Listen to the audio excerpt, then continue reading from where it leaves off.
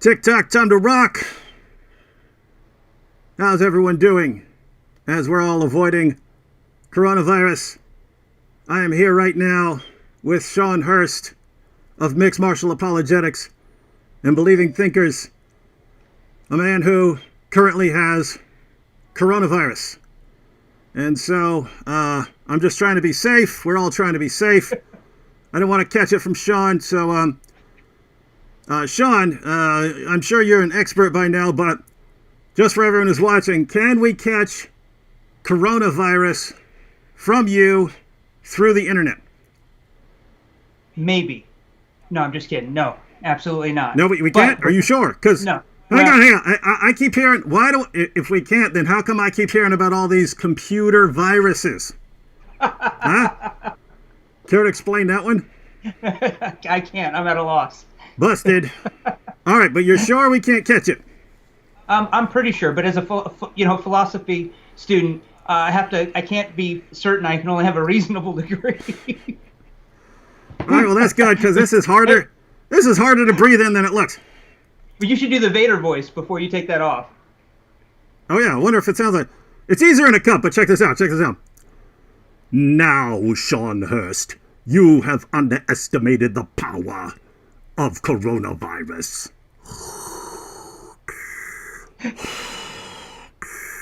All right, that's about all I can do.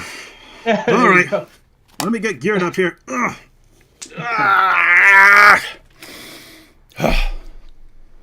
That could be Vader on a ventilator. All right, that's better. That could be Vader on a ventilator. All right, so we don't need to worry about catching this over the internet.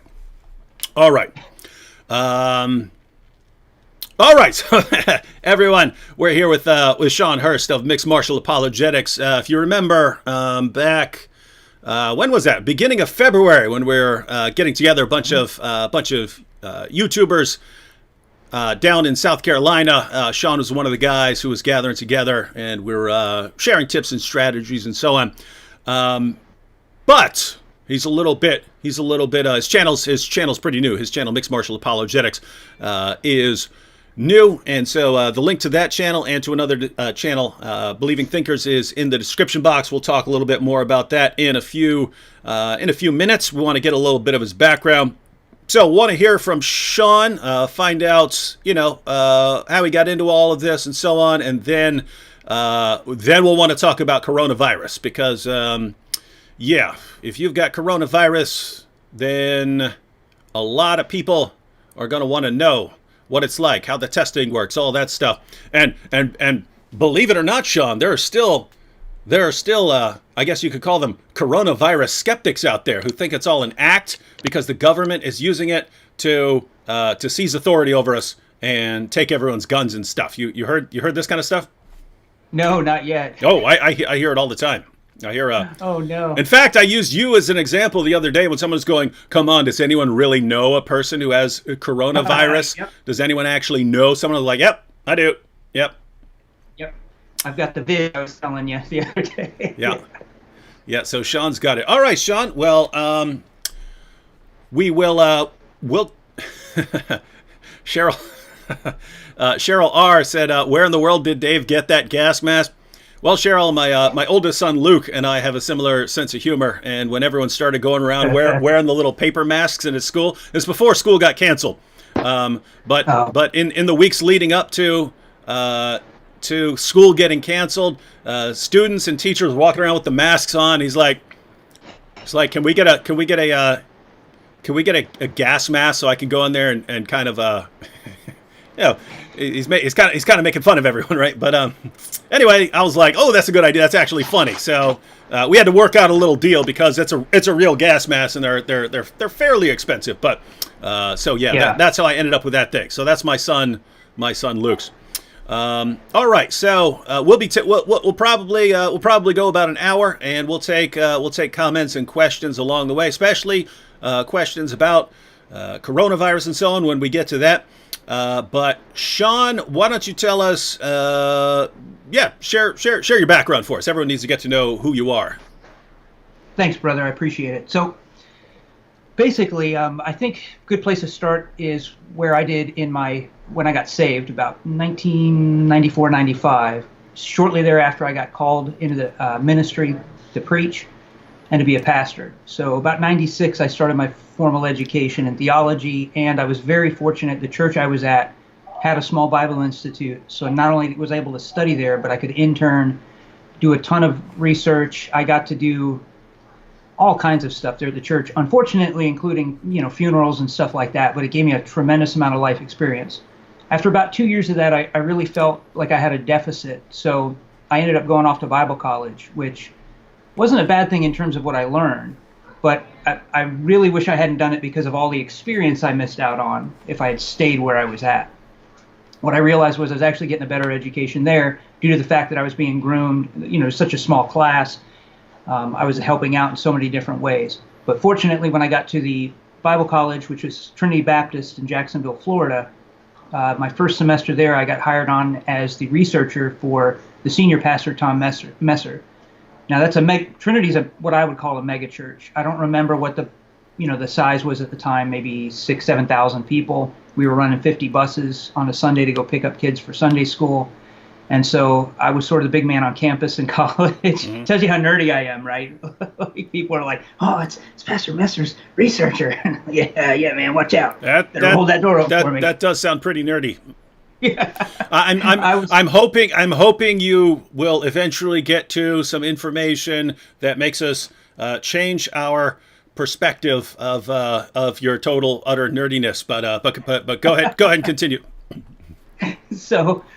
Then after that, 9/11 hits, and I'm in my 3.5 years in to college at this point, about to finish this degree, and unfortunately, I had 2 years of law while I was over at that church I was studying at too. Those were non-accredited courses, so when I switched over to Trinity, accredited courses, they didn't mesh, so I had to redo all the theology stuff. My law courses were accredited. That'll be pertinent later on. So from there, I signed up literally September 12th, 2001. I'm in the recruiter's office. Erica and I, my wife and I, had just gotten married in July of that year. So she went from being married to a pastor to being married to a soldier in a few months. From that point, I actually left for basic in, I want to say it was January of 2002, because they had so many people signing up, they literally couldn't get us in to do the training quick enough.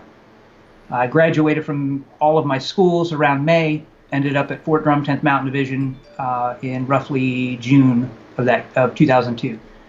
From there, deployed all over the world, predominantly Afghanistan, Iraq, did stuff, all combat missions. I've had almost 400 combat missions over the years, lost friends, of course.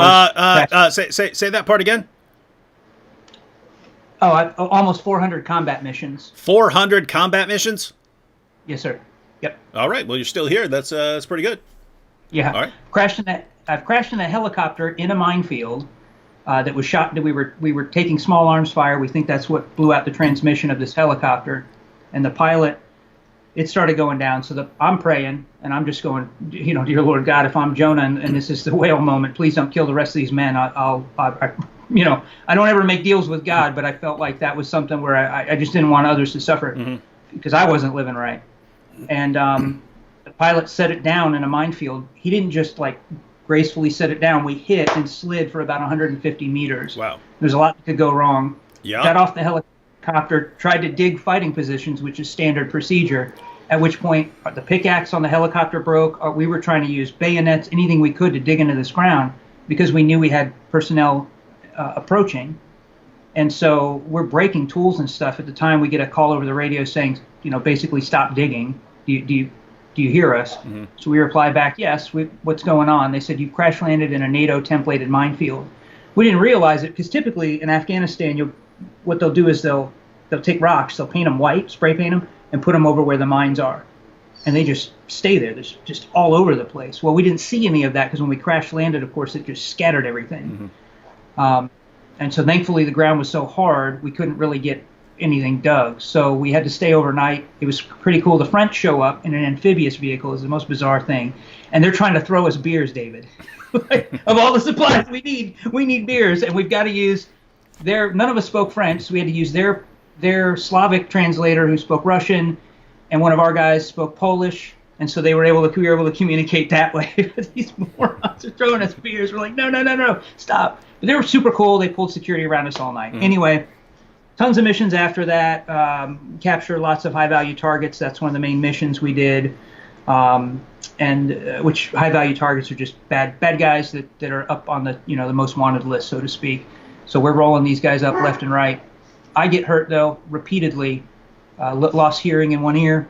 I've got fractures in my hand. So they said, yeah, you know what? You can ride a desk or we can retire you. And I was like, I'm not riding a desk after doing all this. So that was a great time for me to get out. Went back to school.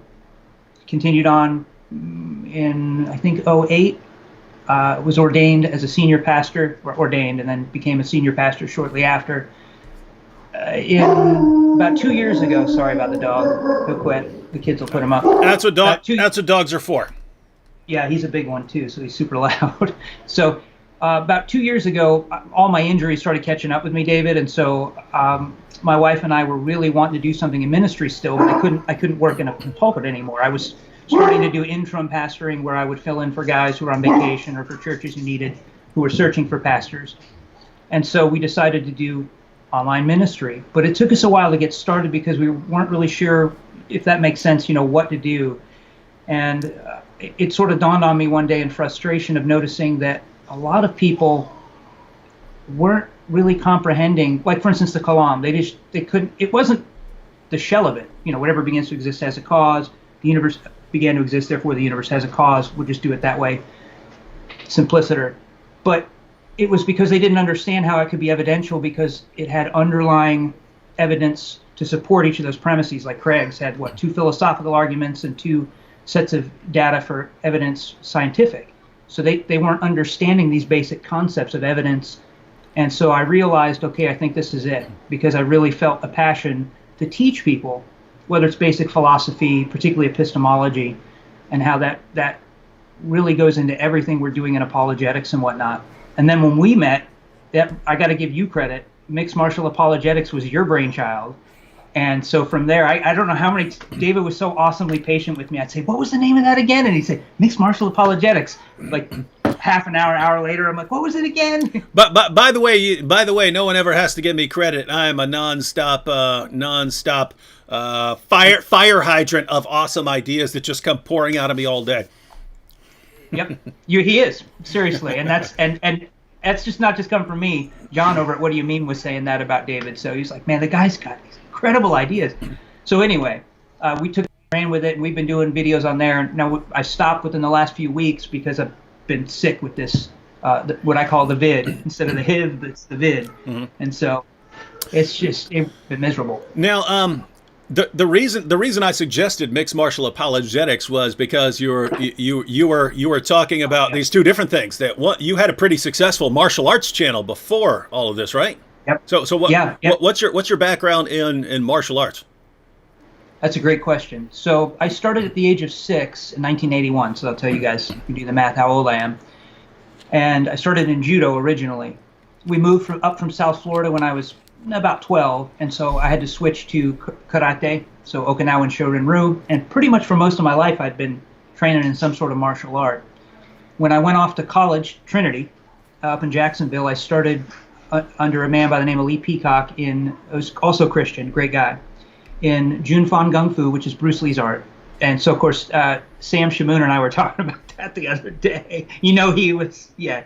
So, and I've trained under Dan Inosanto for a number of years now, not directly. My teacher, Lee Peacock, and others are directly certified under Guru Inosanto, and then I go and travel when he's doing seminars and stuff in the past. Hey, little side note. I think it was Danny Inosanto. I think it was Danny Inosanto who said he was asked how Bruce Lee would do against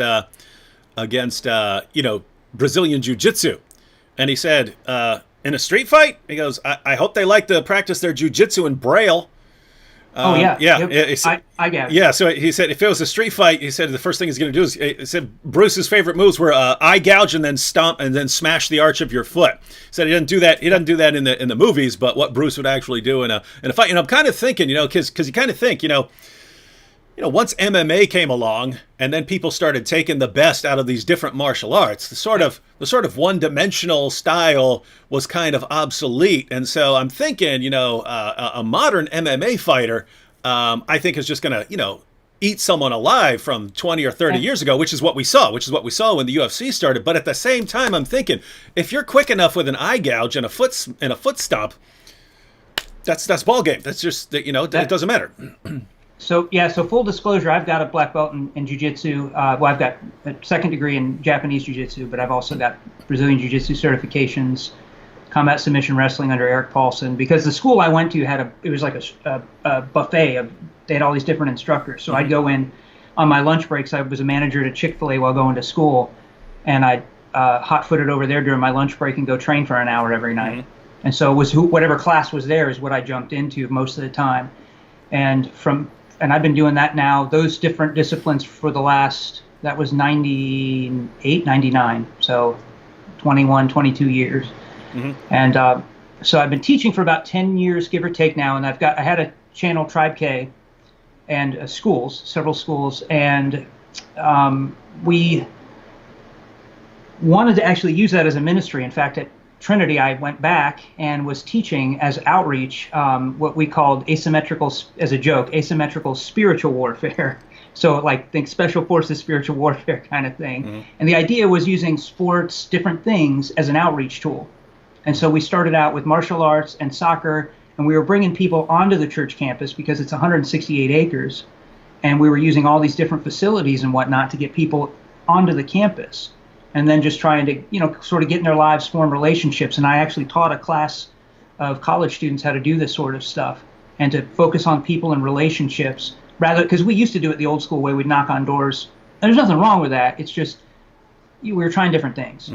So, and that's where I started to really blend. That was back in 2007, I think, as a ministry. And then from there, I did that for several years until, again, about the same time I had to step down from the pulpit was about the time, like 2016-ish.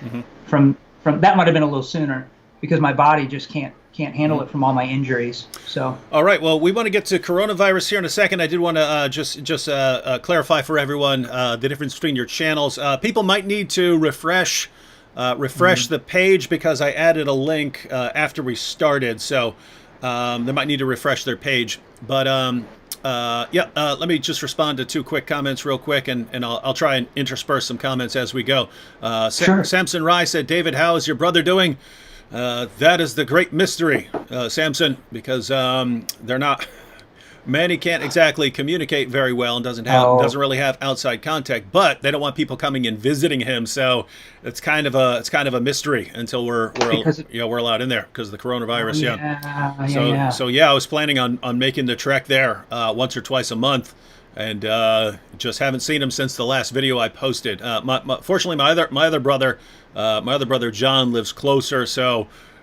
Marie contacted him earlier and just said, "Hey, do whatever you can to find out from whoever's there what's going on." And then Niles Guy said, "Like the dark background, David. This is not my real background. This was recorded the video that I posted right before this started, and given the time of day, the sun was beaming right through the window, so I covered it up with a black backdrop to cover up the sun. So." If you like it, then, love it while it lasts because it's not going to be here. All right, so your two channels. Go ahead and tell everyone about your two channels real quick, and then we're going to have a little talk about the coronavirus. Nice. Thank you. So the first channel, Believing Thinkers, which is the first one we started, is predominantly it is apologetic, but it's predominantly a teaching ministry, and it's going to focus on both philosophy of religion and philosophical theology. Now, for those that aren't sure what the difference is between the two, or at least how I use them, is that typically with philosophy of religion, you're going to see a lot of the arguments for God. And so that's something we're getting into very soon on that channel. We've sort of been setting up for that with some basics of logic and philosophy so that people, if they don't understand that, when we get into it on the channel, we can just point back to the other videos.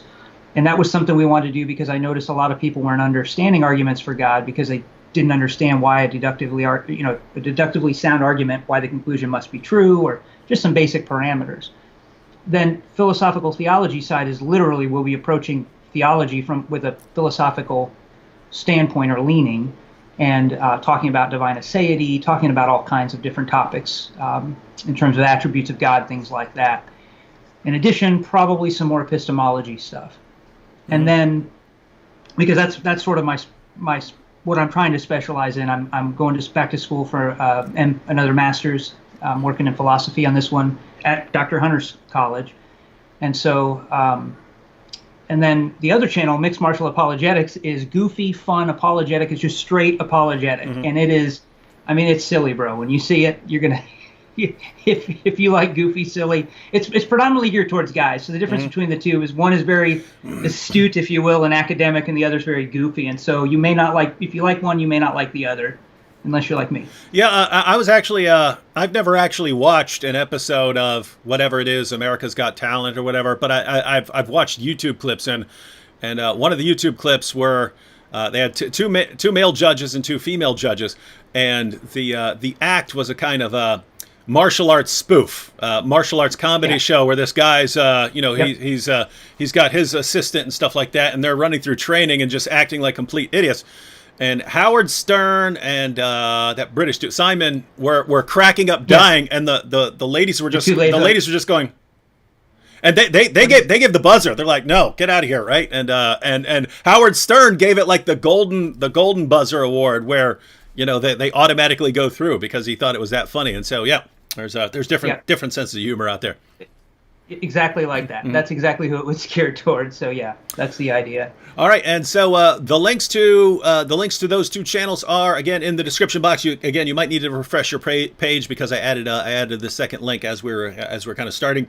All right, well, we wanted to get to coronavirus. By the way, Warrior Poet Society showed up. I don't know if you guys know Warrior Poet Society, but he's got one of those gun channels, where every video is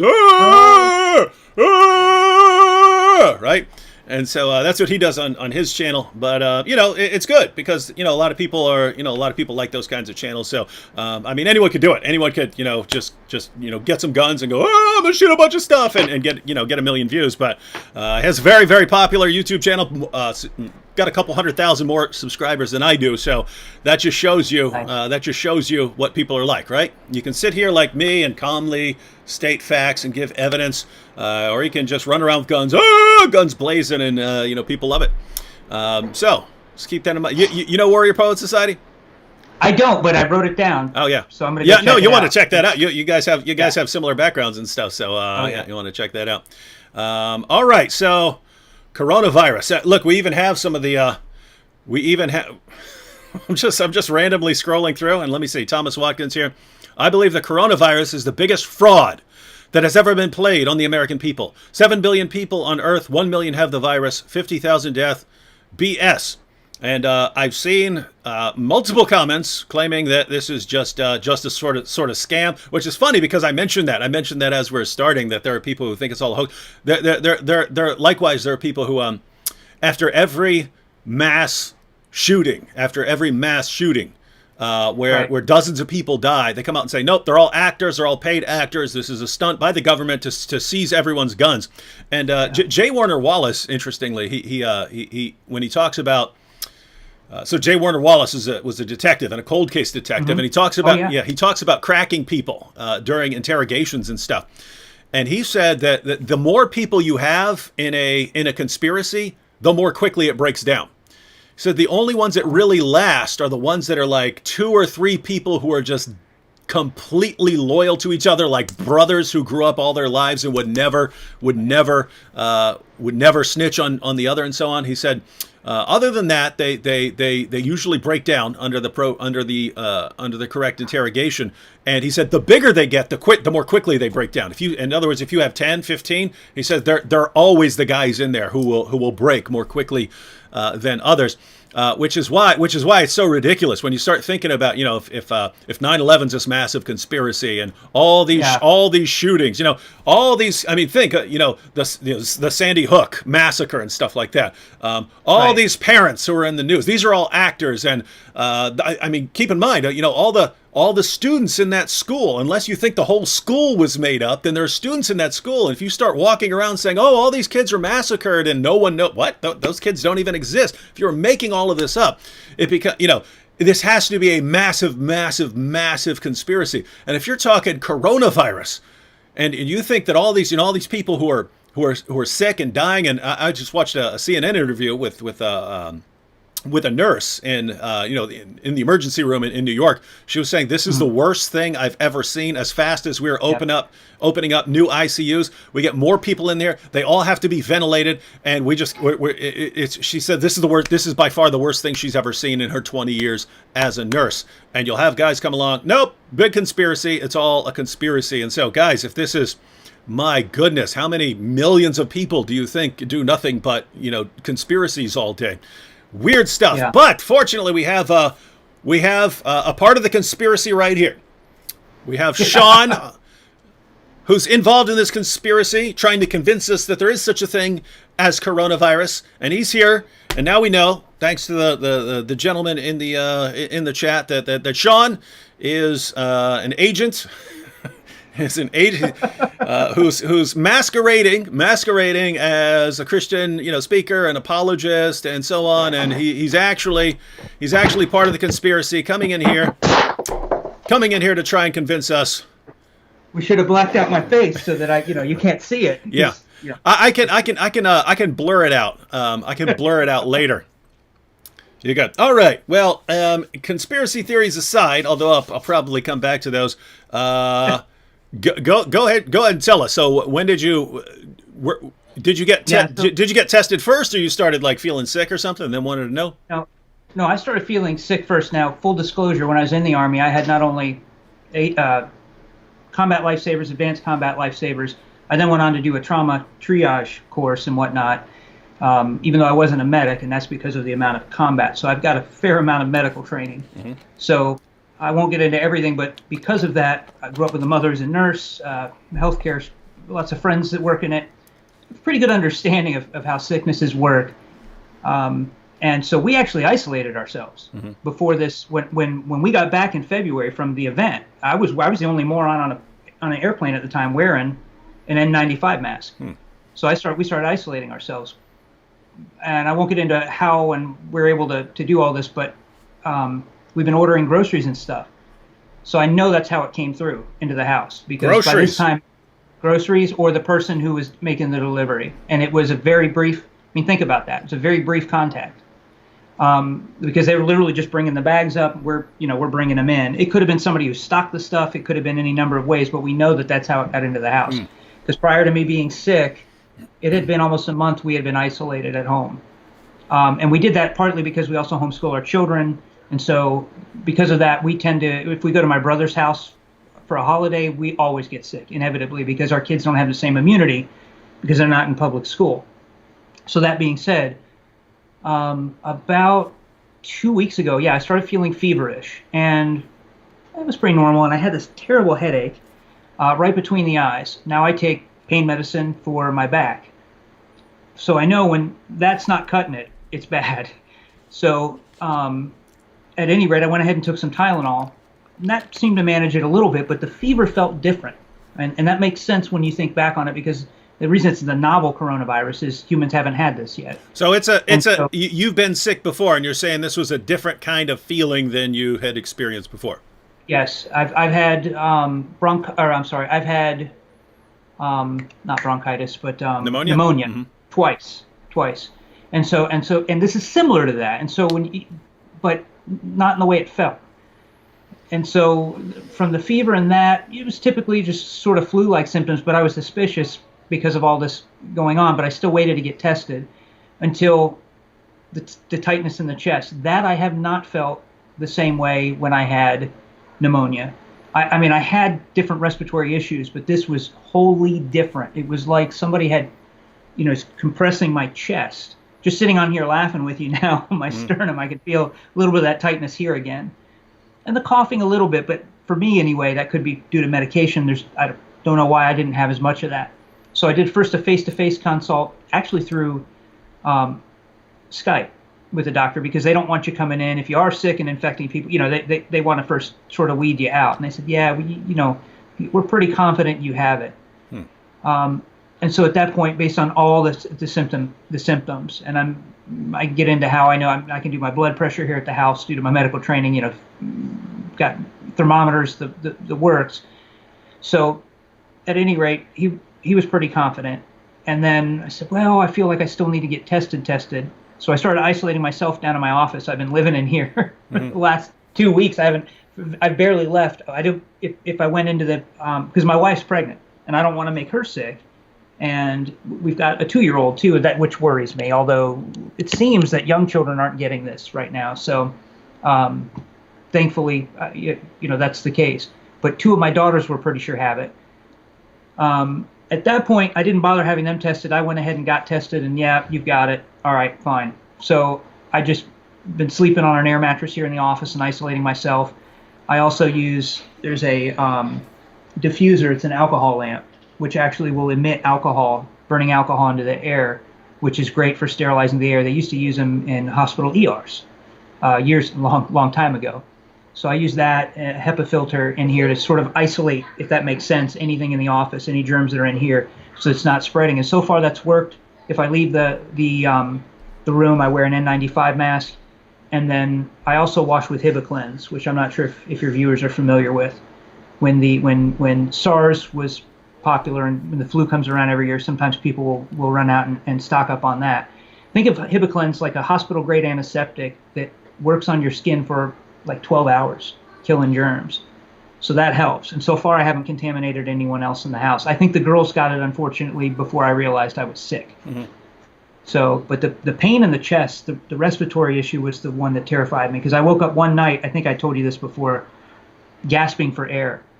And that scared me to death. That was thankfully the worst of it. And so from then, that was the high point of how bad it was. And from there, thankfully, the next morning I told myself, if this gets any worse, that's it, I'm in the ER. Because I'm 45, so I was a little concerned at my age that I could be susceptible to death in this. But yeah, and I have friends that work up at NYPD, and they're seeing it. They're seeing the outcome up in hospitals up there. I have a good dear friend, Junior, who we work together with Tribe K. And so, yeah, I've not just personal experience, but I'm hearing from friends that are working in law enforcement or as EMTs and whatnot, and they're saying they're seeing the results of this. And unfortunately, I'll make this last point here too about that, is that there were doctors that were getting out on Facebook initially saying, "Oh, the flu kills more people," and I'm going, I wish you wouldn't say that. Yeah. Because we don't know, we don't have the statistical data. And I kept seeing this comparison, and I know you have training in. Yeah, well, the most common one I was seeing right when it was starting was, but the flu has killed far more people and the cold has killed far more people. And I was going, well, yeah, they've spread all over the world for a long, long time. This right, just started, right? To it. Yeah, this just started. I mean, in other words, we've all had the flu, we've all had colds, and so it could get. Very few of us, a very small portion of the world's population, have had coronavirus. Exactly. And so you're looking at the actual mortality rates. In other words, out of the people who get this, how many of them actually die? And it's way higher than it is for the colds. The cold's not even in the running, but massively higher than the flu as well. And the problem too that I keep seeing, and you've got training in formal epistemology with Bayesian, probability theorem, but I kept seeing people say, we have X number dead and X number have it. And I'm like, no, the habits are indeterminate. You want to compare dead to recovered. Because if you're going dead to have it, we don't know whether the habit are going to recover or not. I mean, far more will, but it's still too early on to make those determinations. And then the same doctors that were on Facebook, saying, no big deal. A lot of them have come back and reversed their position saying, oh my goodness, once I started seeing patients with this, because you typically die from the flu, you die from complications. You do actually die from sort of die from coronavirus. It is different. Let me be careful there. Granted, yeah, not everyone that has it. There's some people that, like my 2 daughters, you wouldn't have, had I not been confirmed, I would have just thought they had a flu. Now, the other thing, though, is that it did linger in them a lot longer. That's something that I've noticed with this. So what were the symptoms like with your daughters? They're same thing. So with all of us, it was upset stomach, but not like a horrible upset stomach. Loss of taste and smell. That was one that we did have as well. There was the headache, right? Sort of almost like a sinus headache, which is why initially I thought, this is the flu.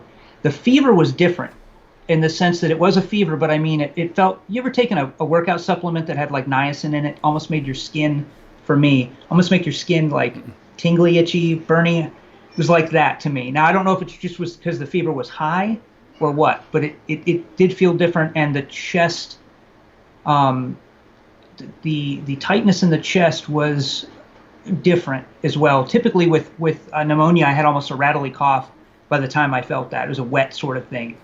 This is more of an extreme pressure, if you will. Mm-hmm.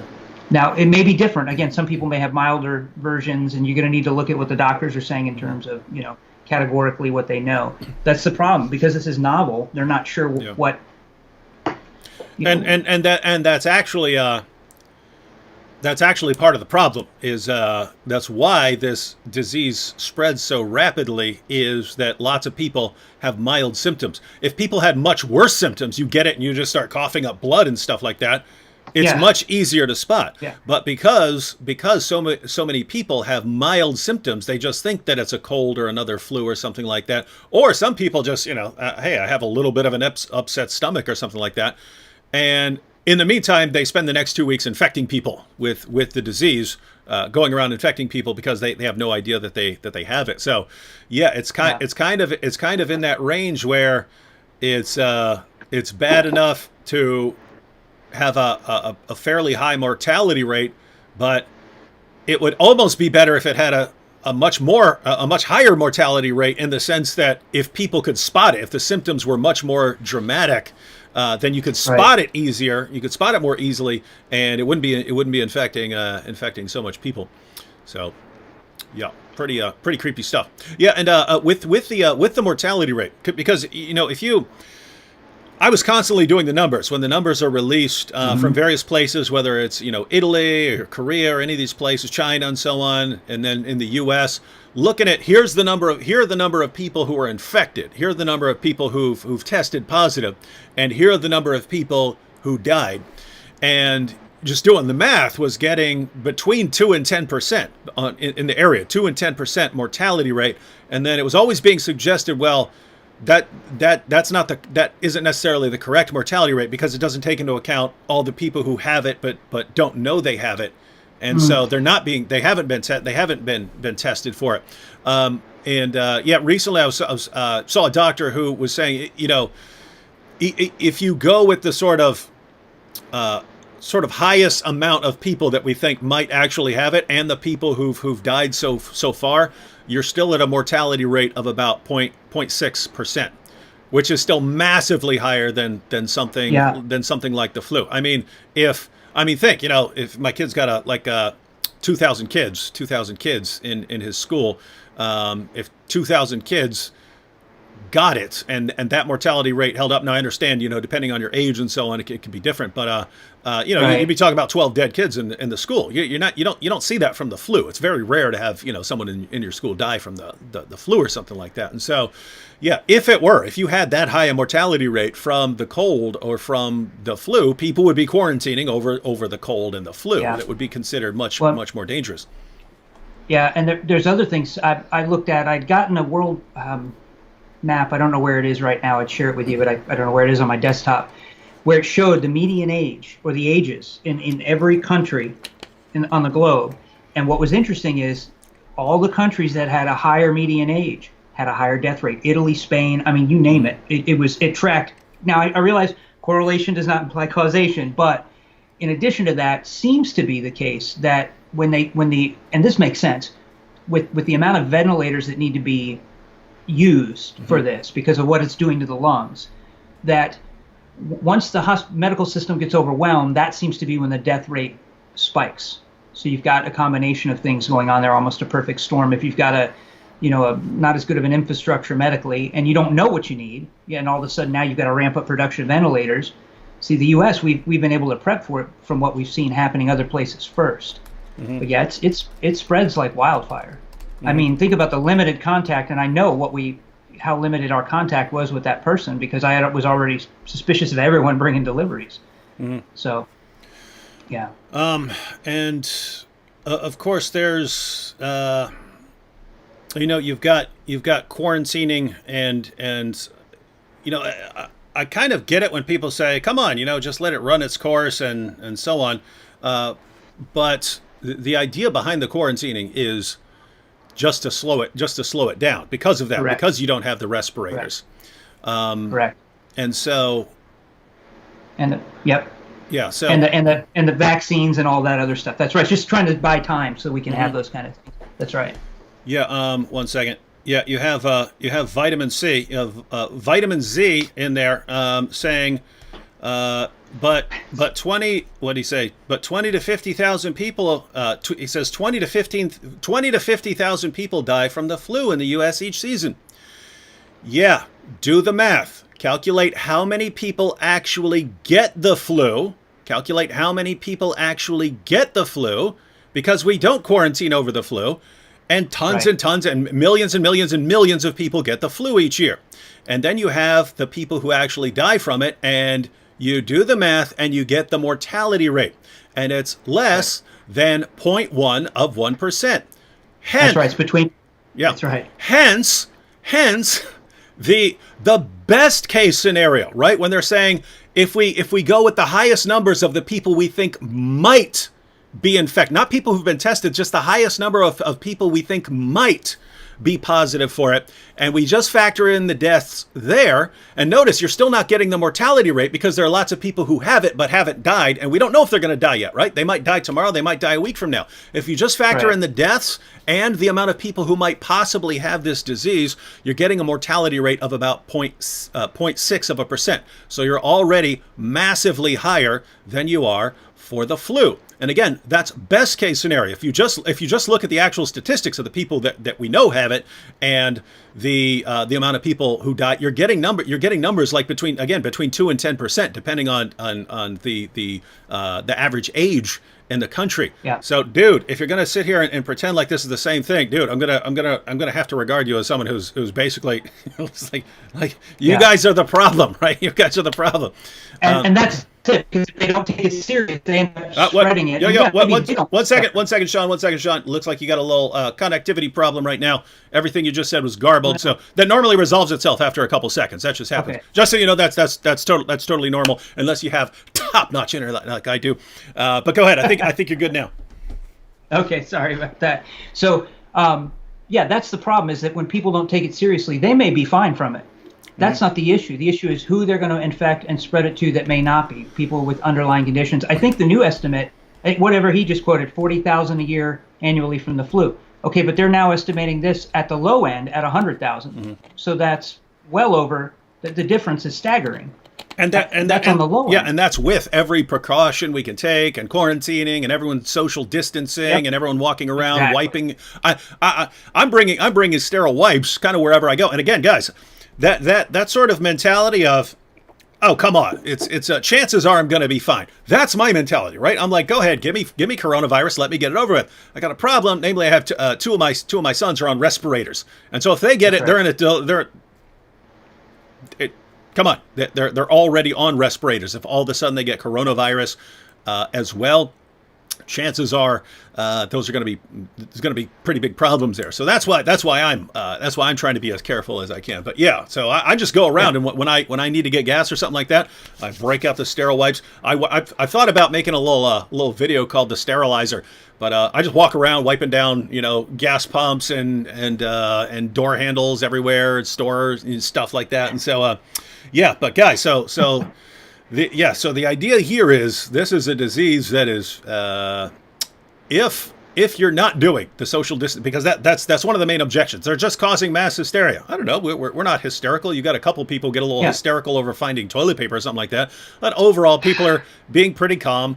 I mean, if you think mass hysteria is like washing door handles and staying 6 feet away from people, I'd hate to see what you think when you see actual mass hysteria, because the idea here is, even if you really can't stop it, even if you really can't stop this and it's going to infect us all, it's much better if this happens over a significant period of time. One, because treatments are going to become more effective as time goes on, and they're working on more and more effective treatments and so on. But also, hospitals would be overwhelmed very, very rapidly, right? I mean, imagine. Yep. If 300 million people got the coronavirus, matter of fact, let's not go that high. Let's say 100 million people got coronavirus over the next month. So less than a third of the world of the population of the U.S. If 100 million people got coronavirus in the U.S., they estimate that about 15% of people who get coronavirus need to be hospitalized over it. So some people are fine. Some people just need to stay home, act like they got the flu and stuff and so on. But about 15% need to be hospitalized. Tons of people need respirators. You don't have Right. 15 million hospital beds in respirators, and so you don't have anywhere near that. A respirator is a fairly rare piece of equipment. It's rare for people to need it. My kids need it. We have them, and so on. But these aren't things that you just have millions of these things laying around, and so you try to slow the disease down. You try to slow the disease down to save lives. And if you're not in favor of slowing a disease down to save lives, I kind of regard you as a creep and a weirdo. All right. Yeah. And I think if we look at this logically, right, think of it this way: why would a president who prides himself on the economy being as high as it ever was could tank it intentionally? Trump wants to take your guns. Oh, which they haven't started doing. At least not where I'm at. Of course, I'm in the gun shine state, so I'm good there. But at any rate, it just doesn't make any sense to tank the economy and then give out all of that money. I mean, I don't understand why. That doesn't logically follow to me.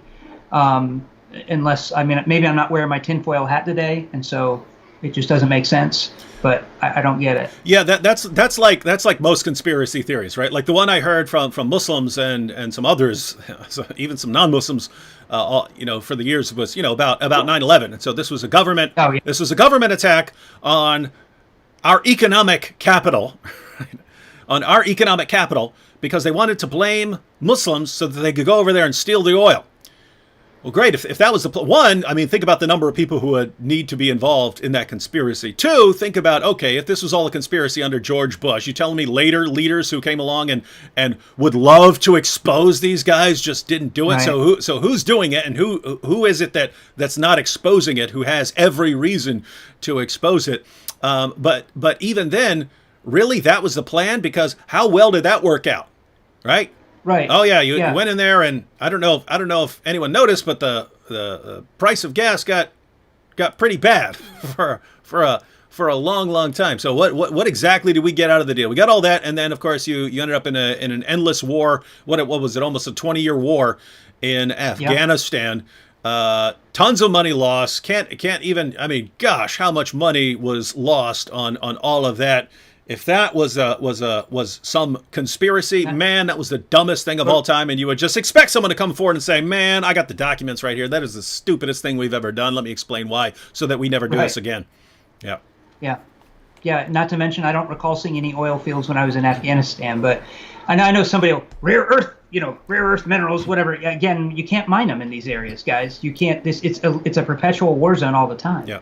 All right, hang on. We have this was earlier, but yeah, I haven't been paying attention to the chat too much, but here you have a. This is totally off topic, but some people just love to go off topic. But Ikram Niazi said, Quran is the only word of God in which God directly speaks in first person speech, unlike Bible or other books where God is quoted by third person, like God said this, Jesus said this, blah blah. So he's saying here you have first-person speech. Now, to be clear, you have tons of first-person speech in the Bible. But if he's saying that this is the prized characteristic of the Quran, let me go ahead and read the first surah of the Quran, Surah Al-Fatiha.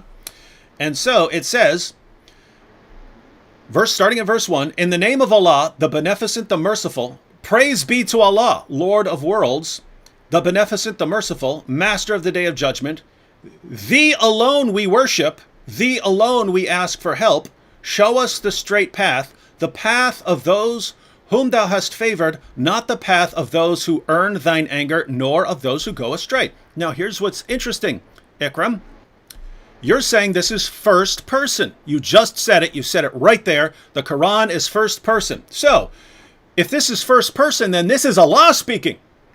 This is Allah speaking, right? This is not us speaking to Allah. This is Allah speaking to us. It's first person, right? Well, what does Allah say? Allah says, in the name of Allah, the beneficent, the merciful, praise be to Allah, Lord of worlds. So he's saying, he's praising himself, the beneficent, the merciful, master of the day of judgment.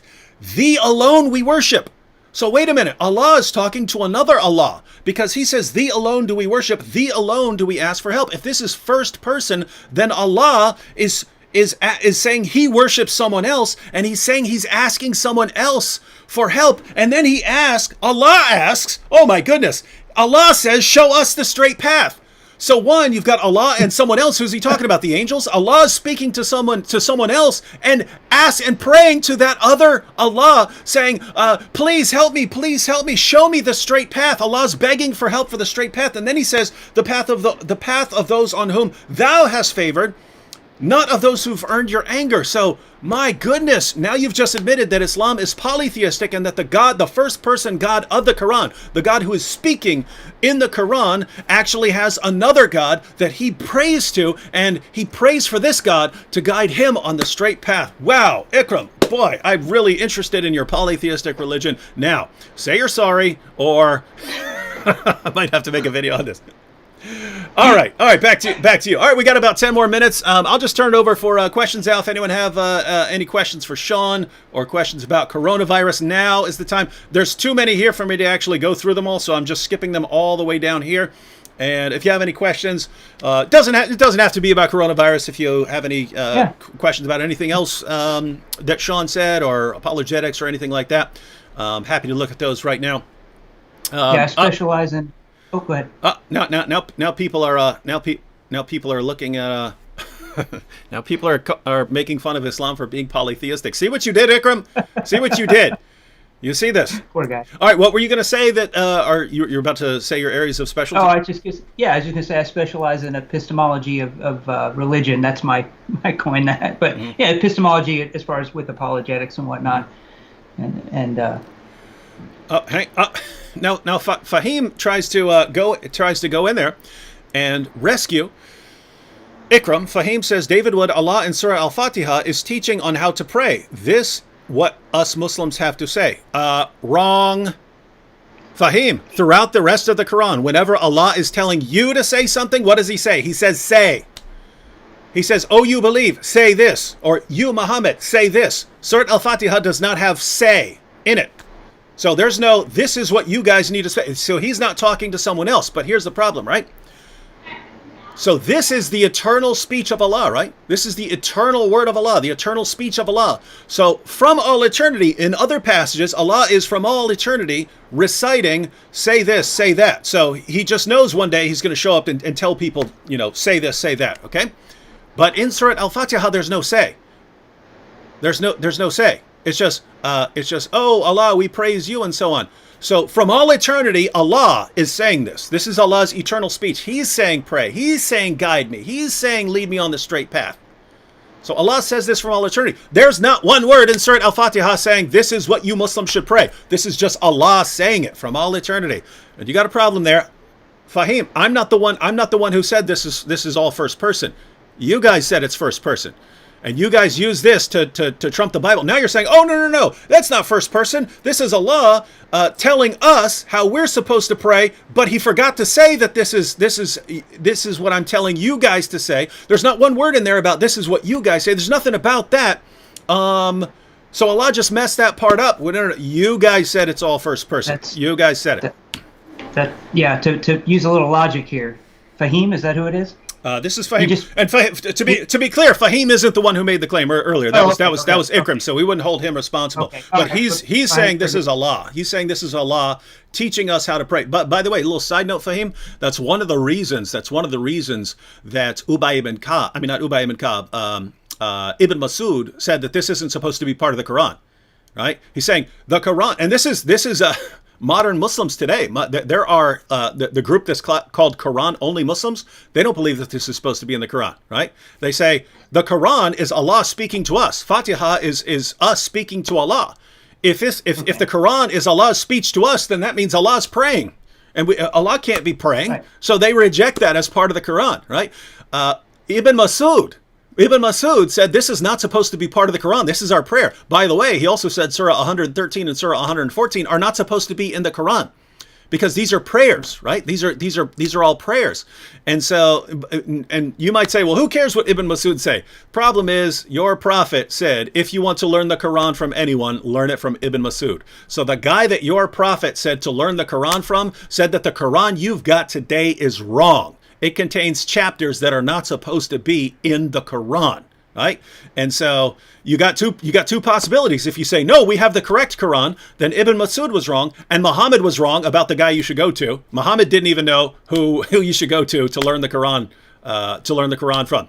Or you can say, nope, Muhammad does know what's supposed to be in the Quran. So too, he would know whom you should go to, and he said go to Ibn Masud, and Ibn Masud says, all right, we need to take 3 chapters out of the Quran. I've got a Quran right here. If you want to come and rip these chapters out to be in alignment with your prophet, you're welcome to do that.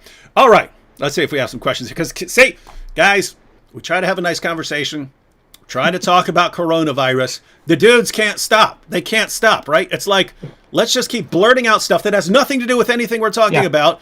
Just so, because, I mean, they're almost like plants, right? You might think they're like Christians that have been planted here to make Islam look bad and get me to start going after after Islam. And it sounded like contradictory. I didn't realize it was 2 people, because the one says all are a universal statement, and one makes a universal affirmative, and the other makes a particular negative. Well, no, that's a direct contradiction, guys. You can't say all verses are this and then some are not. Mm-hmm. That can't work. Mm-hmm. So. And then we have Hayden Tang says, you say Allah prays, but you forget Allah prays for Muhammad, not to Muhammad. So don't ever forget that, everyone. If anyone tells you that Allah prays to Muhammad, he's wrong. That's why you. So that's better.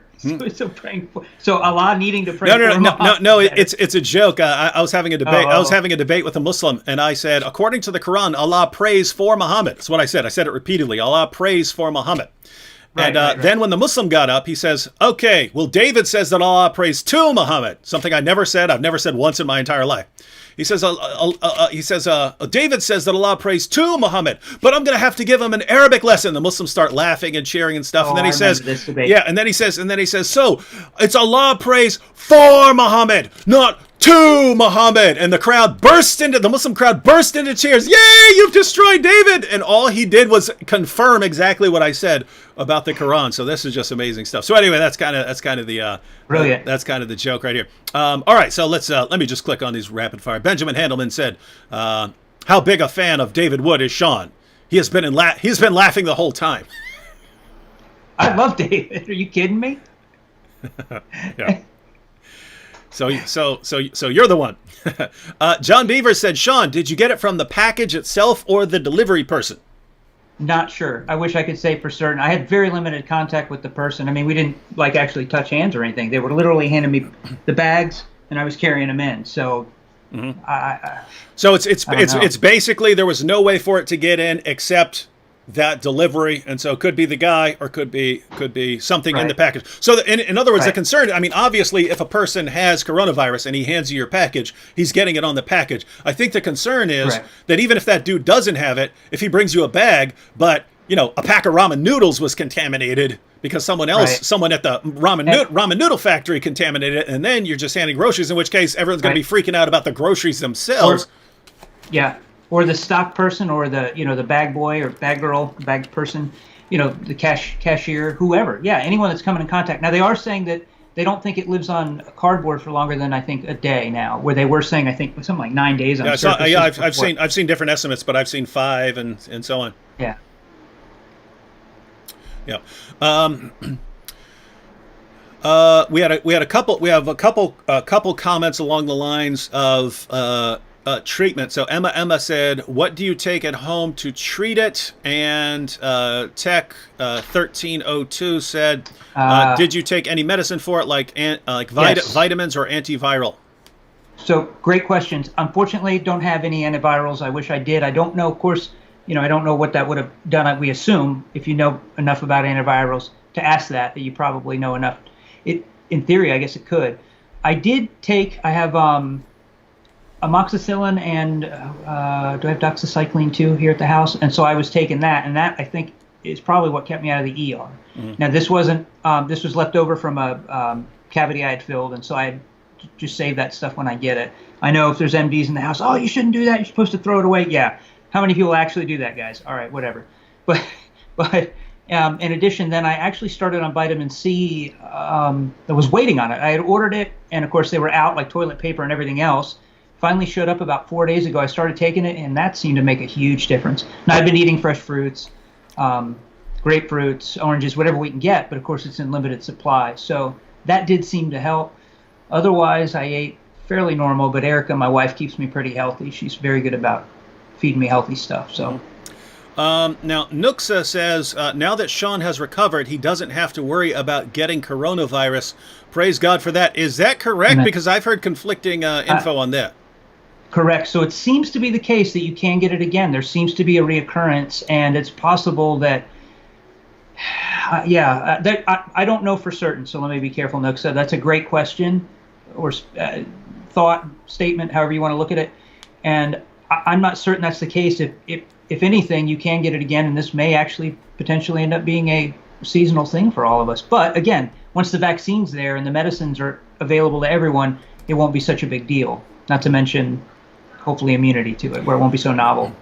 You've kind of touched on this, but just to be clear on it, Tatiana's asking, is he fully recovered now, and the daughters?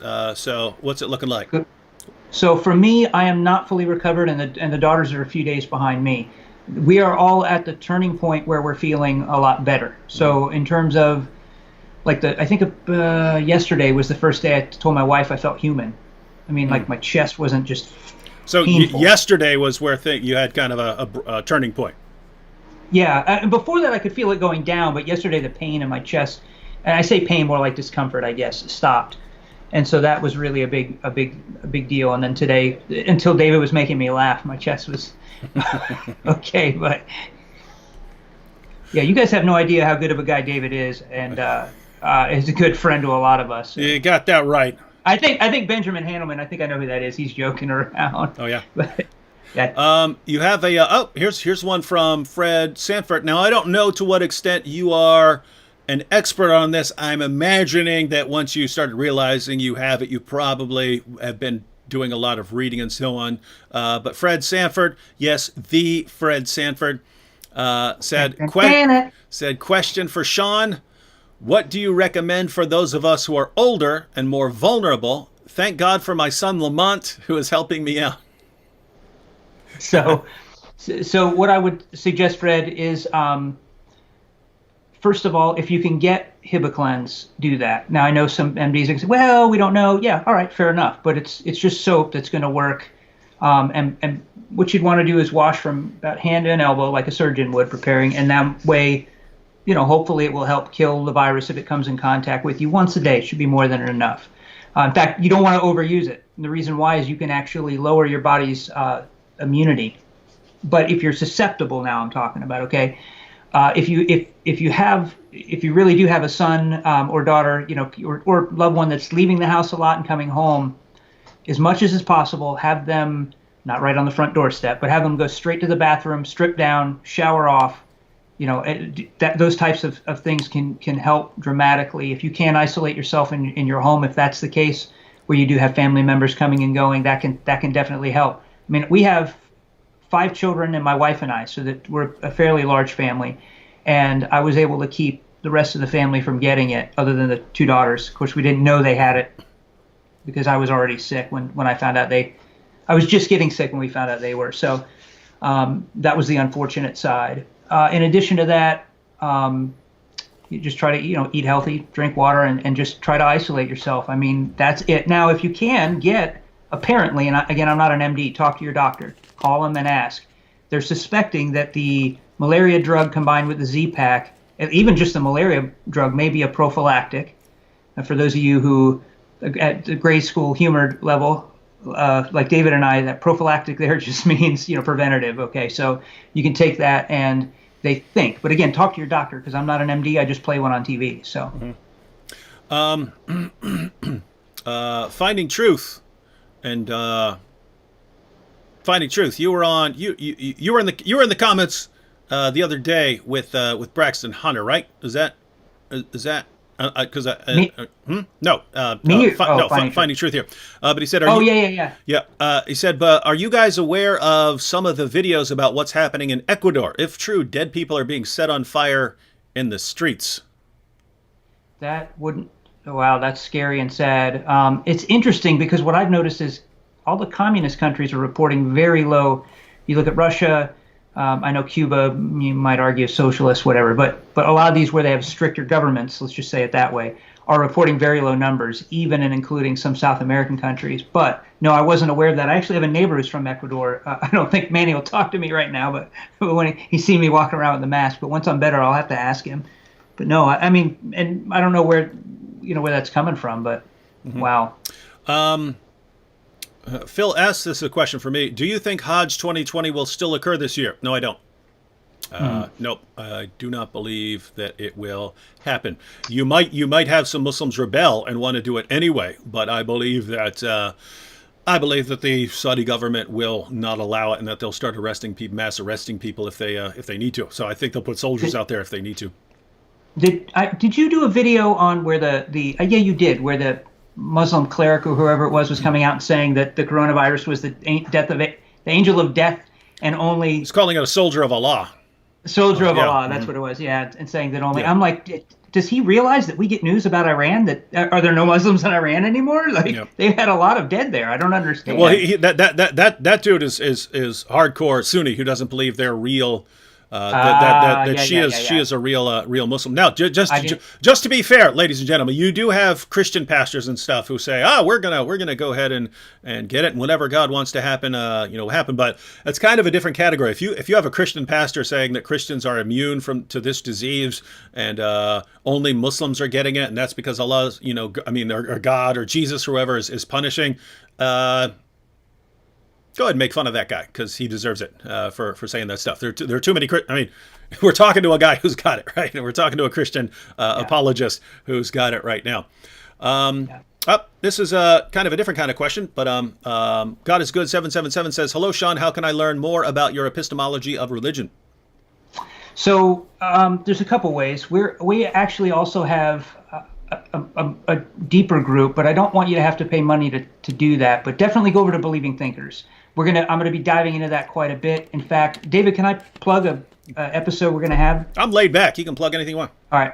So this coming Saturday, I'm gonna have Dr. Liz Jackson, not related to Michael Jackson or Jackson Guitars, but she still rocks, and she's gonna be on. That was terrible.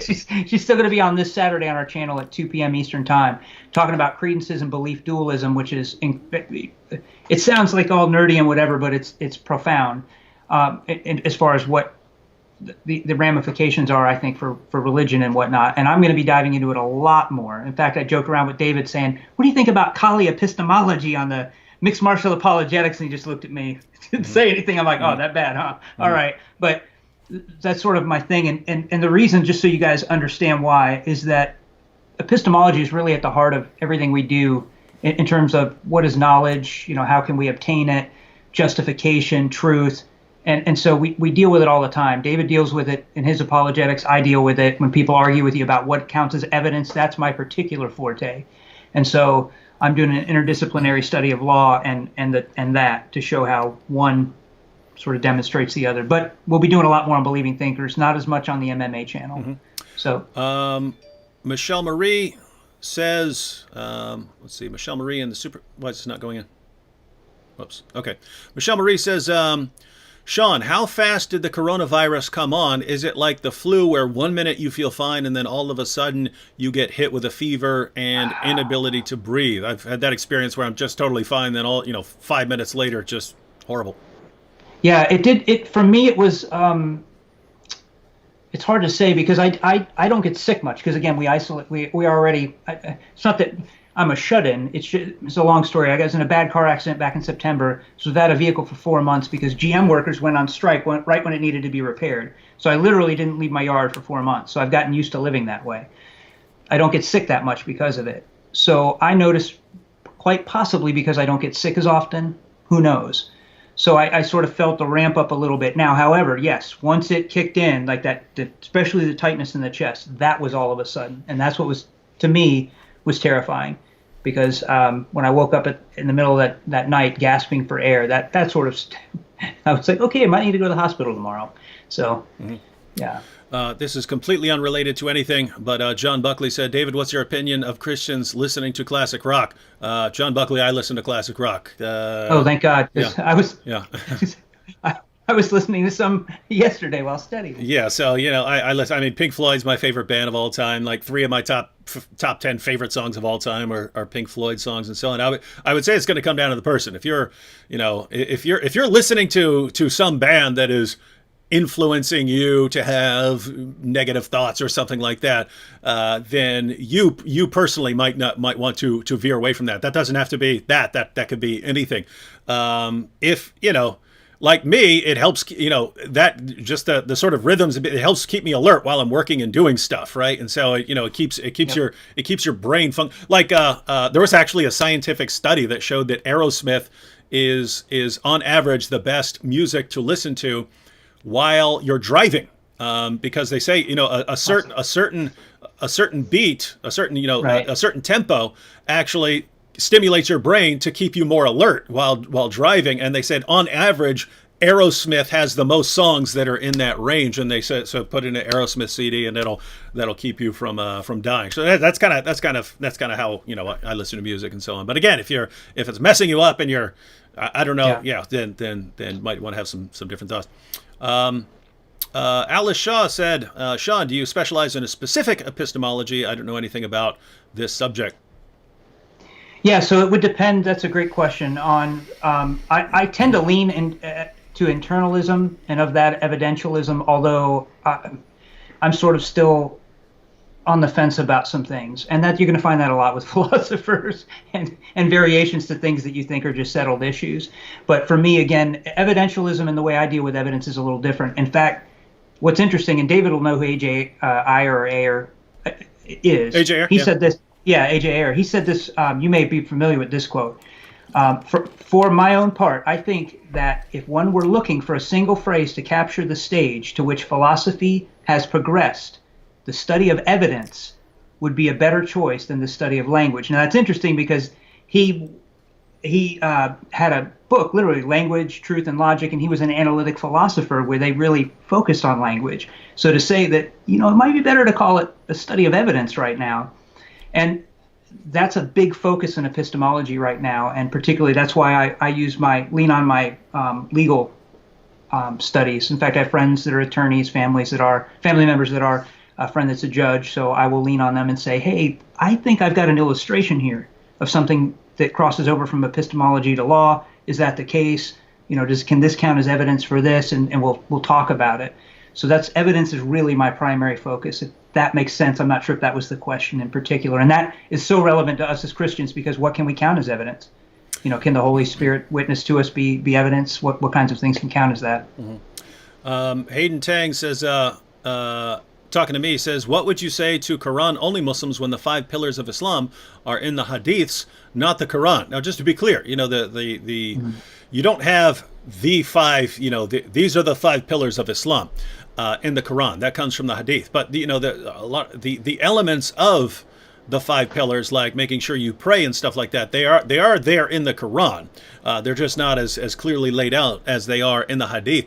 But to be clear, when you have something like the Shahada, you have a kind of Shahada in the Quran, where you're supposed to say that, Allah is the only God. There's no Mm-hmm. God but Allah. But as far as the full Shahada, where you say there's no God but Allah and Muhammad is his messenger, I actually brought this up to a Quran-only Muslim once, and I said, well, that's not in the Quran. So do you recite Oh. the Shahada? And he goes, no, it's shirk. And I'm like, whoa, a Wow. Quran only Muslim called the Shahada shirk. And I was like, what? Wait a minute. You're calling the Shahada. You're saying all these Muslims around the world who are reciting the Shahada, it's shirk. He said, yeah. What are you doing putting Muhammad beside Allah in there? And so notice it's the same thing lots of non-Muslims use to criticize Islam. Wait a minute. In your foundational creed, you've got Allah and Muhammad. You've got Allah and Muhammad. Muhammad has to be in there. If Islam is just, if Islam is really just pure monotheism, it should just be God, God, God, God, God. Not, oh my goodness, Muhammad this, Muhammad that. Oh, so great, Muhammad. Oh, so wonderful, Muhammad, Muhammad, Muhammad, Muhammad, Muhammad, Muhammad. Right? I had my one of my professors of Islam in college. What he said where I come from, I forget where it was, somewhere in the Middle East. But he said, where I come from, we have a saying: say it about God, but not about Muhammad. Right? It's saying, look, you could even say that about God, but you better not say it about Muhammad, or Wow. we're going to get violent. So yeah, just keep in mind, Hayden. Yep, they have for Quran only Muslims. They regard a lot of what Muslims do. They regard a lot of what Muslims do and believe as blasphemy, especially the emphasis on Muhammad. If you talk to a Quran only Muslim, matter of fact, I should get some of these guys on here and let them break it down. But if you talk to a Quran only Muslim, they say, look, who is Muhammad? Who's Muhammad? He's a mailman. He's a mailman who delivered a message. He got the message. He passed on the message. Right? If you're Nice. he even said this is a. This is a Quran only Muslim. He goes, look, if you're sitting at the door and the postman brings you a letter and it's a letter from the President of the United States, you don't sit there and say, oh, thank you, mailman. Oh, let's celebrate the mailman. Let's build all my views around the mailman because the mailman brought me this. He said, no, you say, no, thank you, and you focus on the message. He says, but all of a sudden we got Muhammad. He gives the message. He's the mailman in this picture, and we build our entire religion around this guy. What is this? And so, yep, Nice. straight up shirk and paganism, according to Quran only Muslims. You should totally do a skit on that one. Yeah. Let's see. Someone says, wear masks everywhere you go. Take vitamin D. Do not reduce fever unless dangerously high. Watch Dr. John Campbell here on YouTube. Have you heard that? Don't reduce I guess because the fever has a good purpose. No, I would be careful about that because the problem with the coronavirus fever, now I can understand to some extent the wisdom of the sort of naive wisdom of that. And I don't mean that naive as an insult. You guys, if you're familiar with philosophy, that has a different connotation to it than what you may be taking that to mean. But the problem with the coronavirus fever is it gets high. And fevers are not generally, when you're talking about a high fever, good. It's going to cause brain damage, which is why you need to get them down. So I would caution against that. Again, I'm not an MD, but I did have a tremendous amount of medical training in the military and throughout my life. So I don't know. Yeah. You had multiple questions about sleeping in your office, and people asking if you had a hammock. And Taco Junebug said, "How did you sleep in your office?" Now before you even respond, if you have a couch, that's one thing. But I'm guessing if you spent all that time in the military, you're probably pretty comfortable sleeping in most places. So yeah, so yes and no. I mean, yes, I am. I've slept on aircraft, and a C-130 is very uncomfortable to sleep on, but you do it. You usually sling up hammocks or whatever if it's a long trip. If you can. Mm-hmm. And for me, I've slept with a rock as a pillow. I've literally slept in rain in Afghanistan with nothing over my head. I mean, we were somebody called it war wagon it. We would literally either walk or drive somewhere, get out, and walk some more, and you just sleep wherever. You're not in tents, or you don't have anything, and then you've got armor on, and you might take your head cover off, or might not wear one at all, depending on the unit, but you're going to have that plate armor on. So that's uncomfortable. But once I got out of the military, I had two promises: I'm going to be comfortable when I sleep, and I'm not going to be cold. Mm-hmm. So I have a giant king size air mattress. Mm-hmm. So you think I'm so hardcore, right? Yeah. Eating snakes and whatnot in here, roughing it. And it was actually nice because this is a small portion of my books, the big shelf. If those of you guys have watched our videos that are over there, and I have a big open space with some chairs. So I took the chairs out. No, because I know you can get used to something after a while. And I guess you're just getting soft over time. But I remember, so I spent over 5 years in jails and prisons, and I got out, and a normal bed didn't feel normal, didn't feel right. Prison. Yeah. I don't know if it was like that. I built myself a prison bunk. I constructed myself a prison bunk that was this wide, and I took a futon mattress and sort of altered it so that it was actually like a prison mattress, and that's what I slept in until I got married and then had to come up with a different plan there. Megsy Me says, do you think the average person will be okay? And that's kind of an issue because, here's what's scary. I mean, if this was messing you up and causing you intense pain, I mean, we're looking at you thinking, okay, it's not like you're 22, but you're not old, and you've had tons of military training and martial arts training, so we're guessing that you are on the really healthy end of the spectrum. And so if it's causing you problems, most people are thinking, okay, then people who are older and not in as good a shape, what's the situation going to be like for them? But I'm guessing, yes, the average person is gonna make it through and be okay, right? Yeah, because I don't think I was at a point where I was in my life was in jeopardy. That high point or the low point, depending on how you want to look at it, when I woke up gasping for air was one time, and I knew I wasn't short of breath, so I know what to look for. I knew my blood pressure wasn't in the wrong, either way, in the wrong direction. So for the most part, I was okay, or it was within tolerable measures, I guess I should say. The other thing is that, I wouldn't panic. Above all, guys, as a pastor, I'm going to tell you, don't panic. You're going to be fine. And whatever condition I'm in, I've learned therewith to be content.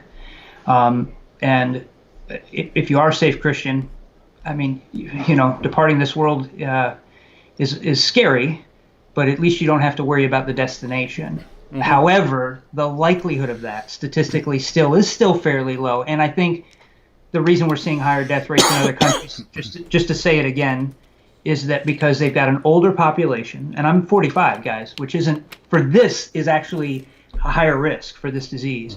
Mm-hmm.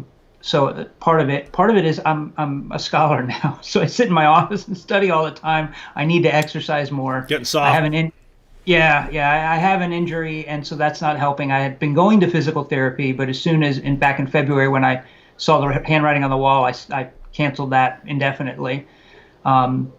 So there is some of that where you would think I'd be healthier than I actually am in that sense. So that probably played into it to some extent, but you should be okay. Now there are, people that pass away. Again, so what can you do? Eat right, isolate when you can. If you come home because you've been out, wash your hands constantly. Don't put your hands to your face, nose, eyes, or mouth. Just try to get in the habit of not doing this, and that's going to increase quite a bit, and mm-hmm. so that can really help. Mm-hmm. Social distancing. Yeah, and so on the age thing, we cannot emphasize enough, ladies and gentlemen, stay away from old people. I don't mean for your sake, I mean for their sake. Sake, right? The death rates are significantly higher as your age increases. So that's why, that people have pointed out that it kind of goes against your natural inclination. If you're worried and the disease is spreading, you want to rush to your family and be with your family. Nope. Talk to grandma on Skype, talk to grandpa on Skype until this thing hopefully blows over at some point. Yeah. Go ahead. Just to put a pin in that last statement I was making too, think of it this way, guys. As far as we know so far, none of my other family members have exhibited signs. We're all in the same house, and we have not left.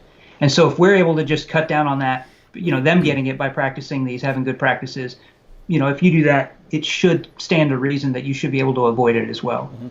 So that's all I want to say about it. Couple super chats and super stickers that I want to miss. Solitary Emmy in the supers with the super sticker. Looks like a laughing fox.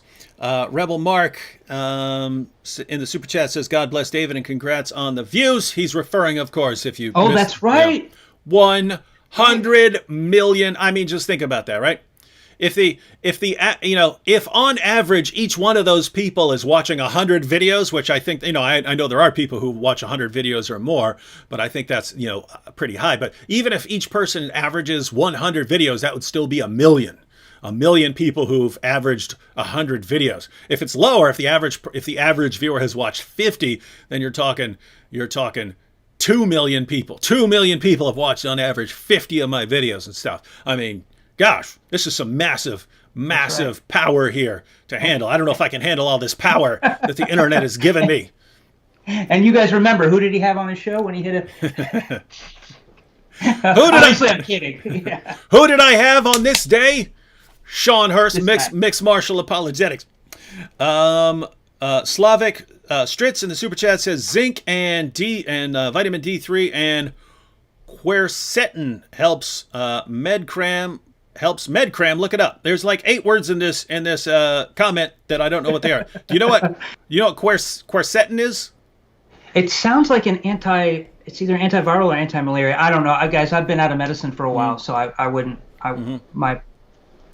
Cheryl R in the super chat says this is for the mass sterilizing fund, aka Clorox wipes, and trickle down apologist fund. Yeah, so I do go around. I would like to start my sterilizer videos and just like hope a bunch of people follow it and just like randomly go around sterilizing stuff. That's a good trend. It's not something that's going to totally change everything, but if 1,000 people go out and sterilize a bunch of stuff and you end up saving 2 or 3 old people's lives, what the heck? That sort of thing is that's worth it. We already answered that one. We have Lisa Look and JoJo Momster with the super stickers. We have Hello Worldwide just saying hello. And Hindu Historian said, thanks for making these live streams. Matter of fact, I got that one right here. Hindu Historian, who is Hindu, as you might have guessed from the name. Hindu Historian says, thanks for making these live streams. Gives me something to watch while stuck at home. Yeah, that's kind of the plan, ladies and gentlemen. I mean, we're trying to forge a habit here, right? Because if people are used to going to work every day and then going somewhere else and then going to church on the weekends, going to other places, visiting people, and then we all have to kind of be stuck at home. I pointed out before that's fine with me because what the heck, I love making videos all day, so that's actually perfect for me. But you. On the one hand, you don't want to get what's called cabin fever because then you can just start losing your mind and just have to go out and have to start running around doing stuff. But it's good if people can make the best of it and just start, okay, well, let me just do stuff online. And when people are having live streams and stuff like that, that'll be I still get to talk to people. I'll still get to hang out with people. And so we're making everything virtual. So yeah, that is the idea behind doing more live streams during this pandemic. Hang on, Pedro Jr. said, we'll be wrapping up here in a second. But Pedro Jr. said, David, are you going to make AP become the next Nabil after the debate? And also, how do you answer this objection? When I say he did something wrong, it means I don't like what he did. God bless you. So I can't make AP become the next Nabil Qureshi. I know we talk trash and act like that, but at the end of the day, that's between God and AP. As for the objection, he says, this objection, when I say he did something wrong, it means I don't like what he did. So I guess he's saying if you're trying to defend the idea of objective morality, that there are certain rules that we're obligated to follow. So I guess the question is, what do you do if someone says, well, no, what you're really saying when you say he did something wrong is you're saying I don't like that. Well, if you don't believe in any sort of objective moral standard, that is kind of what you're stuck with, right? That is kind of what you're stuck with. And so I just point out the implications. I'll say, okay, so when we talk about Hitler gassing Jews, you'd say that when I say he did something wrong, all I'm saying is, well, I don't like what he did. I don't like vanilla ice cream. I don't like Hitler gassing Jews, or Stalin with the Ukrainians, right? They went in and starved millions of Ukrainians to death, right? You know what they did? They went in there, they made it so that they can't get out of their land. They went in, burned all their crops, took every bit of food, went searching for food, brought in dogs to sniff around for food to make sure they weren't hiding any food, and then just left them to starve that year. And that was to get rid of their population and stop them from thinking that they could do what they want. And starving an entire population to death. Are you just saying that that's I don't prefer that? And so I just kind of go down the list. Hey, this guy who John Wayne Gacy raped and killed more than 30 young men and boys. Is that just my personal preference? I don't like that, and if I did like it, well, then he did nothing. I can't say he actually did anything wrong. Anyway, that's I just go down the list because. And, you get to the point where you want to just punch the dude in the face and say, did I do something wrong there? Or is that just you don't like, bam, you want to do it again? But you can't do that. You're Christian. What are your thoughts on this? Sean? Yeah, I agree that there's a grounding problem. And people, that's what they don't understand. Very oftentimes I hear this objection as if they understand what we're saying to be that they can't be moral people or these sort of things. And I'm like, no, that's not the issue. The issue is that you can't ground it in anything, guys. In other words, there's no foundation for it, which means it's completely subjective, which was David's point in the debate with Dillahunty. And of course, there was some either equivocation or some just outright ad hocness going on there. But either way, the issue is that without that grounding, in other words, let me put it this way. Without that grounding, you can't say slavery was wrong. Mm-hmm. Because wrong by what? Now, I'm not saying that it wasn't. In fact, it was horrible. Mm-hmm. David would say the same thing. However, you don't have an objective grounds by which to say it. Because if you say, well, society decides, the problem is back then, society, if they said it was okay, you can't. The problem is you're fighting against that. Does that make sense what I'm saying there, David? Yeah. With that? No, there's no, I mean, the entire idea of condemning various practices, right? Like as I mentioned before, I have a machine for making toast, right? No one would have a problem with me owning that machine for making toast. I say, okay, I own a hamster. I don't actually own a hamster, but I did at one point. But imagine if I have a hamster. A hamster is, according to Richard Dawkins, a machine for propagating DNA. I can own that machine for propagating DNA. I can own a hamster, and I can own a cage for him. You move up the line. You take a dog or a cow or something like that. You can own a dog. You can own a cow. You can own these things. Well, what about a human? Why can't you own a human? And there's just it's just funny that people like Dillahunty and these other guys. These are the guys that rail against it nonstop. I can't believe in slavery. Well, you grew up in an environment where people condemn slavery. Thanks to Christians. Christians are the one who spread that idea. You can go back a few hundred years. You can go to the great atheist or deist Enlightenment thinkers, and most of these guys were defending slavery. Why? They grew up in an environment where slavery was acceptable. And so that if you're just looking at this from a secular perspective, it looks like people generally believe what they're taught to believe in their culture. And if you're looking at that from outside, it looks like a big joke, right? It looks like a big joke. So either you believe that there is a foundation, an objective foundation for not treating people certain ways or for treating people certain ways, or it comes down to something else. And if all the views you're telling me are just the views of your generation, and if I went to a different place in the world, they'd be different. And if I went to a different time period, they'd be different. Unless you have some reason to say, no, I'm right and everyone else is wrong, you got no business. You got no business telling people that you know what you're talking about. So that's my view there. Yeah, that's exactly right. Mm-hmm. All right. Well, let's go ahead and we'll go ahead and close out. I did see a couple more super chats pop up real quick that I will check out real quick, and then we're gonna. Oh, cool! I see 2 super stickers. That means those aren't actually comments. So Radical Love posted 2, and we have a looks like a fox with a heart. I still don't know if the fox is eating that heart or if the fox is just being sweet. And then there's a nice little fox. Then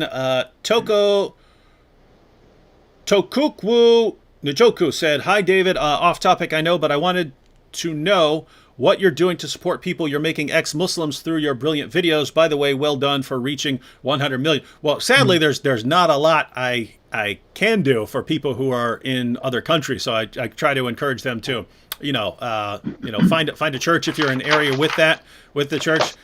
Stay safe. If they're in dangerous countries, I tell them, if you can get out of the country, get out of the country. If you can get to a Western country, get out of the Western country. Go and tell them you're a convert and you want out of there. And, we'll hopefully things will turn out well. But there is one of the things that I've talked to a ministry in Canada about doing is there needs to be a sort of entire online experience for new Christians, right? For people who've left Islam and have become Christians, right? Because some people are in areas where they can't go to a church, right?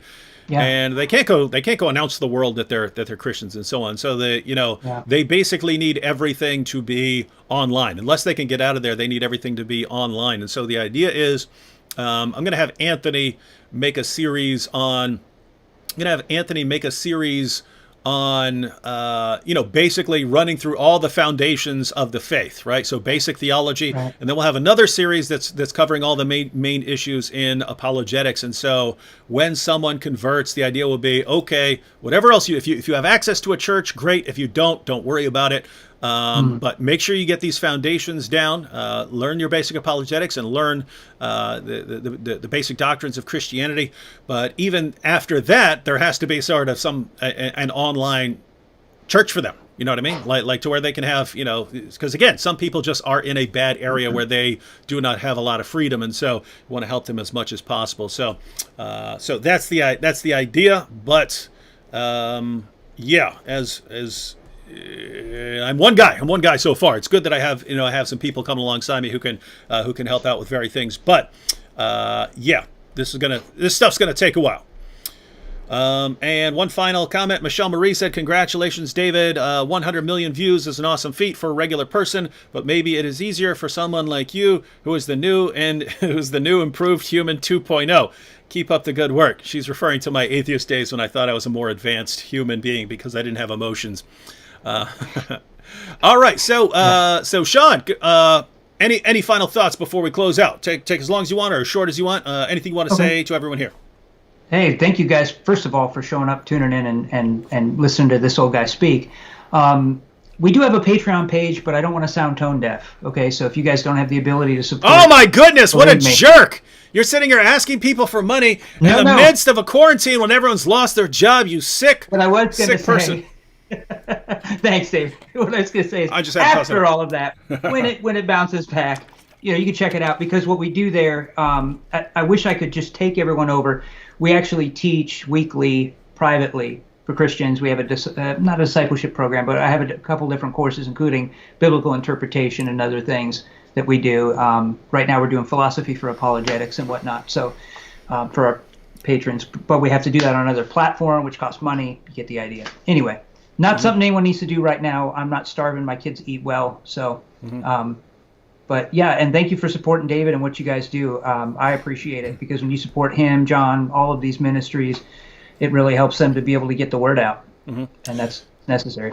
Yeah, and guys, I'll just say this: not for myself, but for everyone out there who's trying to do a lot of work on YouTube. I believe that there needs to be massively more work being done, just given the number of people you can reach by making a video. And the idea that, if you go speak somewhere and you speak to 100 people, then, great, 100 people heard that, and it could be a powerful message and it can impact people. You spend a lot of time crafting an awesome video. That video's there forever, right? That video is exactly it's there. It can reach people. It has the power to reach people around the world. People in countries around the world are going to be watching it, and guess what? They're going to be watching it next year and the year after and the year after, and they could still be watching it 20 years from now. And so this is amazing opportunity. I think Christians are way further behind the times than we need to be. We need a lot of people doing nothing but cranking out YouTube videos. But as of right now, there aren't a lot. There's me and a couple others. There's me and a handful of others who actually have been able to go, just be full-time YouTube apologists. So when you see someone coming along, like like Sean, like John McCrae, like a lot of these other guys who are have been building up their channels. I've said it before. I'll say it again. If you are struggling, and $5 is a lot of money, do not support us. Do not. He just said it. He just said it. He's not starving. I'm not starving. So if money's an issue, do not support us. Do not support us. But I also know that a lot of people are fine, and they're not struggling. So when you see someone come along and they tell you, hey, I've got a Patreon, I'm trying to get on there. No problem. No, $5 or something like that is not a huge issue to a lot of people. But guess what? That adds up when you start. I'm talking from experience here. When you start making lots of videos and people are kicking in $5-10 a month, but you have hundreds of people doing it, all of a sudden you're full time because lots of people were just kicking in $2, $5, $10. So again, I'm not talking about myself right now. I'm good. I'm talking about the new guys who are coming along. When you see them put up a page, if you are not struggling and if you like what they do and if you'd like to support them and you're thinking, oh, but I can't support them a lot, you don't have to support them a lot. $1, $2, $5, all that adds up. And if you can't watch the videos, come over to our channel, sub. That will help us out tremendously, guys. If you go to David's channel and you start watching one of his videos and you go, I'll come back and watch this later. Man, let it play in the background. It'll help his channel. Trust me. I'm not saying don't watch it if you don't like it, but I'm saying if you like it, let it play. Those kinds of things will help. So if you don't have the finances, watch the videos. That really helps us, believe it or not. Yeah, and guys, that's massive. When you like it, when you see a video and you like it, and you share it, and you comment it, and you comment on it, all those things, that sends a message to the YouTube algorithm that people like this video, and it makes the algorithm more inclined to send that video out. So everyone can help out. With that said, if you don't like Sean, don't pay any attention to him. But if you do, if you do like him, you're interested in what he's saying, you're interested in what he's doing, definitely subscribe. Definitely subscribe. And for those of you who can, be sure to support him. All right, ladies and gentlemen. Well, I believe I'm back tomorrow because, again, everyone's locked up. I believe I'm back tomorrow with Anthony Rogers and Vocab Malone, both of whom are Reformed, and they have requested the opportunity to give a presentation on presuppositional apologetics. Ooh. Now, I consider myself semi-presup, meaning I like some of it. Not the grand picture that lots of people who defend it have of it. But I'll give them the opportunity. They can defend. They can, because I like vocab. I like Anthony. So we'll see what they got to say. That'll be tomorrow. And oh, by the way, for those of you who requested when Hussein was on yesterday, you know that Hussein works with Zachariah Boutros. Some of you said, hey, David, can you see if you can get Zachariah Boutros on? Yes, next Thursday. Zachariah Boutros here. Nice. $60 million hit on his head, so he can. I've said before, man, that could fund all of our ministries, so we need to start thinking about it. I shouldn't be laughing. All right, everyone. Thanks to Sean for joining us, Sports Channel, and catch you all tomorrow.